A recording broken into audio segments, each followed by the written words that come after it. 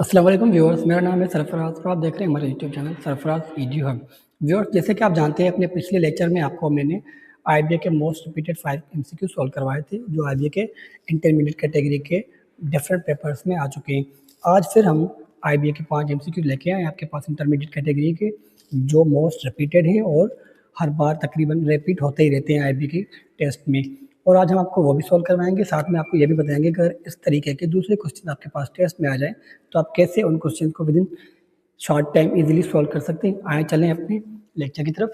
तो जो हमारा पहला क्वेश्चन है वो ये है कि the value of 21 power 2 minus 19 power 2 equal what, मतलब 21 स्क्वायर माइनस 19 स्क्वायर किसके बराबर होगा। तो व्यूअर्स, अगर आपने वो वीडियो देखी हुई है तो आपको इजीली समझ में आ जाएगा कि किसी भी नंबर का हम स्क्वायर शॉर्टकट से कैसे फाइंड कर सकते हैं विद इन सेकेंड्स। तो आए सोल्व करते हैं इस एमसीक्यूज को। हमारे पास गिवन है square of 21 minus square of 19। सबसे पहले हम फाइंड करेंगे 21 का स्क्वायर। व्यूअर्स, आपको मैंने बताया था कि अपने शॉर्ट ट्रिक वाले लेक्चर में कि हम किसी भी नंबर का स्क्वायर कैसे विद इन सेकंड फाइंड कर सकते हैं। तो आए देखते हैं।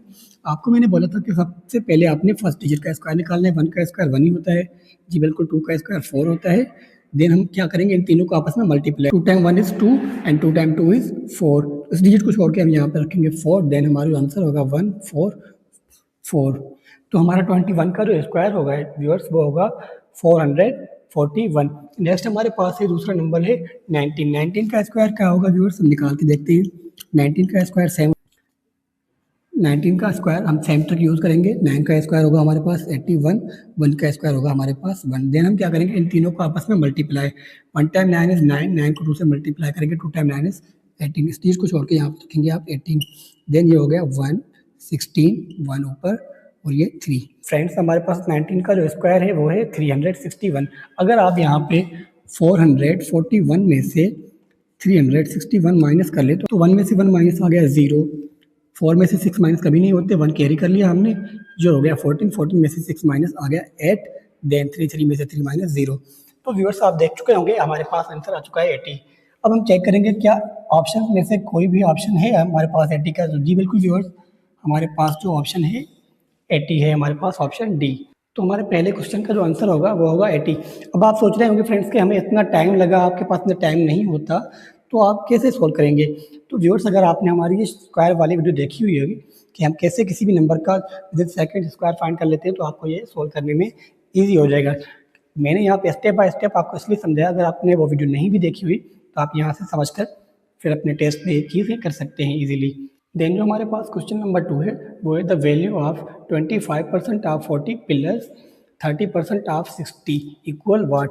तो व्यूअर्स, आप देख रहे होंगे कि यहाँ पे लिखा हुआ है कि हमने सबसे पहले क्या करना है, 40 का 25% फाइंड करना है। देन उसमें प्लस करना है 30% ऑफ 60। तो हम इसको कैसे सॉल्व करेंगे आइए मैं आपको बताता हूँ। सबसे पहले हमने फाइंड करना है 25% ऑफ 40। तो हम लिख सकते हैं इसको इस तरह से कुछ 25 मल्टीप्लाई बाय 40 और डिवाइड में हम लिखेंगे 100। तो व्यूअर्स, x0 कैंसिल यहाँ पर, और यहाँ पे लिखा हुआ है 10। 10 के ऊपर आप 5 की टेबल 2 टाइम लगा सकते हैं। यहाँ पर 5 टाइम 5 की टेबल 1 टाइम 2 इज़ 2 और यहाँ पर 2 टाइम 2 इज़ 4। तो हमारे पास ये आंसर मिला 10। तो व्यूअर्स, हमारे पास जो 25% ऑफ 40 है वो मिला हमें 10। नेक्स्ट है हमारे पास 30% ऑफ 60। तो 60 का 30% क्या होगा आइए हम देखते हैं। 30% ऑफ 60।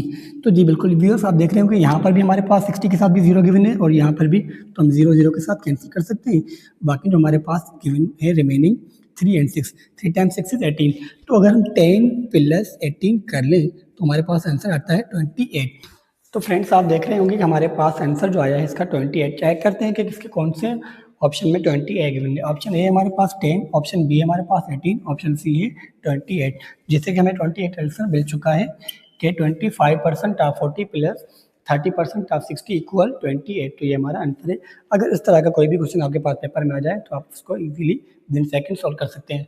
चलते हैं अपने नेक्स्ट क्वेश्चन की तरफ, जो है हमारे पास the 10 centimetre is dash dash fraction of 1 metre.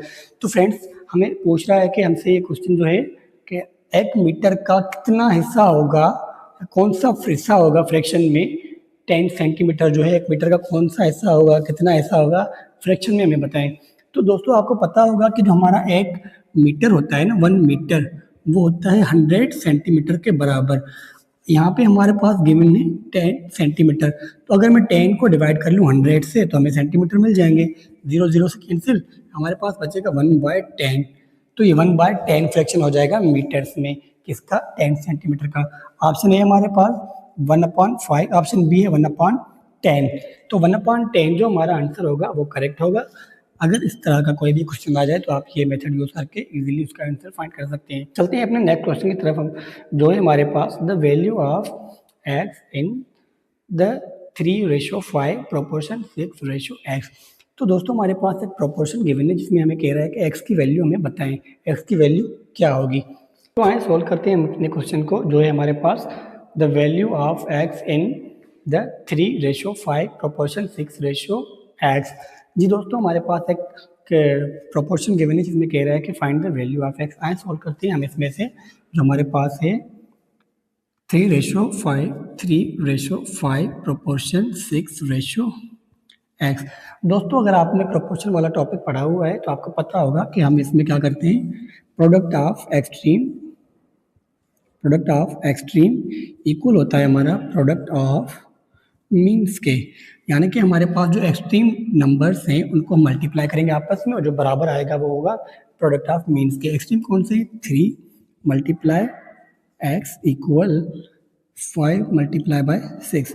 तो 3 मल्टीप्लाई x हो जाएगा 3x और ये हमारा हो जाएगा 30। तो अब हमने फाइंड करनी वैल्यू x की, तो जाहिर सी बात है जो नंबर मल्टीप्लाई में होगा वो हमारा इक्वल की दूसरी तरफ हो जाएगा डिवाइड। तो अगर हमने x की वैल्यू फाइंड करनी है तो ये हो गया 30 डिवाइडेड बाय 3। 3 की टेबल 30 पे लगती है 10 टाइम, तो x की वैल्यू हमारे पास निकल आई 10। तो दोस्तों आए चेक करते हैं कि कौन से ऑप्शन में हमारे पास 10 गिवन है। देखिए चेक करते हैं। ऑप्शन ए हमारे पास 5, ऑप्शन बी है 6, ऑप्शन सी 10 और ऑप्शन डी हमारे पास 15।